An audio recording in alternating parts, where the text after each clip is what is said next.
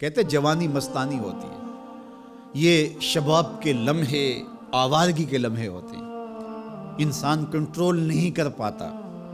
لیکن اگر اللہ کا خوف اس کے سینے میں ہو، اس کی محبت اس کے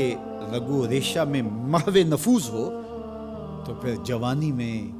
توبہ کرنے والے اور جوانی میں اللہ کی رضا جوئی کے لیے کوشاں ہونے والے اللہ کی خاص رحمتوں اور کرم نوازیوں سے مالا مال ہوتے ہیں۔ ارشاد فرمائے ان شباب ہی فیما ابلا ہو، جوانی کے بارے میں پوچھا جائے گا کہ جوانی کہاں بسر ہو۔ بعض نے یہاں ان جسد ہی فیما ابلا ہو، ابن حبان نے اور امام ترمذی نے جو حدیث روایت کی ہے اس میں یہ لفظ بیان کیے ہیں کہ جسم کے بارے میں سوال ہوگا، یعنی جسم کے ایک ایک عضو سے پوچھا جائے گا۔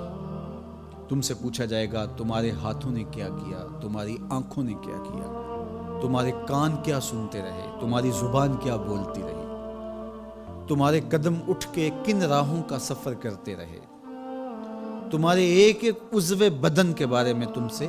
پوچھا جائے گا۔ عمر کا ذکر بھی ہے اور جوانی کا ذکر بھی ہے، تو جب عمر کے بارے میں پوچھ لیا گیا تھا تو پھر جوانی کا الگ سے کیوں پوچھا گیا؟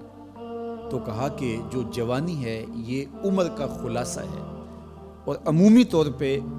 گناہ کی زندگی جوانی کی زندگی ہوتی ہے، اور جس نے جوانی کو سنبھال لیا اس کا بڑھاپا بھی خوبصورت ہو گیا، اور جو جوانی کو سنبھال نہ سکا تو اس کے پلے پھر باقی بچا ہی کیا۔ اسی لیے ایک روایت میں آتا ہے ان اللہ یحب الشاب التائب، اللہ تعالیٰ جل شانہ توبہ کرنے والے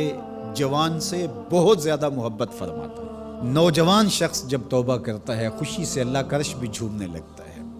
فرشتے بھی آفریں آفریں کرنے لگتے ہیں، یہ کون شخص ہے؟ تو جوانی کی توبہ اللہ کو بہت محبوب ہے۔ اسی لیے ارشاد فرمایا گیا کہ وَشَابٌ نَشَأَ فِي عِبَادَةِ اللَّهِ، وہ جوان جس کی جوانی اللہ کی عبادت میں گزرتی ہے، کل قیامت کے دن جب کوئی سایہ نہیں ہوگا اللہ اس جوان کو اپنے عرش کا ٹھنڈا سایہ عطا فرمائے۔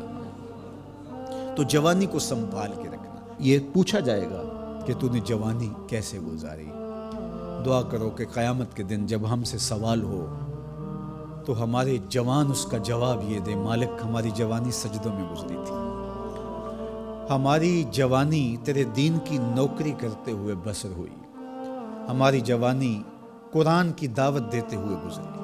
ہماری جوانی کتاب اللہ کی تعلیم حاصل کرتے ہوئے اور لوگوں تک اس کا ابلاغ کرتے ہوئے بسر ہوئی، ہماری جوانی شرم و حیا کے دائروں میں بسر ہوئی، ہماری جوانی تیرے ذکر میں، تیری یاد میں، تیری محبت میں بسر ہوئی۔ تو وہ جوان جس کی جوانی اللہ کی یاد میں بسر ہوئی ہوگی تو پھر وہ اللہ کو عرض کرے گا کہ مالک جوانی تو تھی، شباب کی جولانیاں تو تھی، میرے معاصر میرے ہم عمر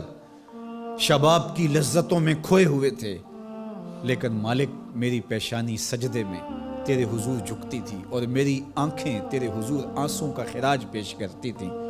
پھر میرا مالک اس جوان کو کتنی کرم نوازیوں سے مالا مال کرے گا۔ جوانوں کو جو اس وقت میرے مخاطبین ہیں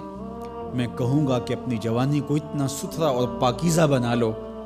کہ کل حشر کے دن شرمندگی نہ ہو کہ جوانی کو تو ہم سنبھال نہیں سکے، ہم دیوانے ہو گئے تھے،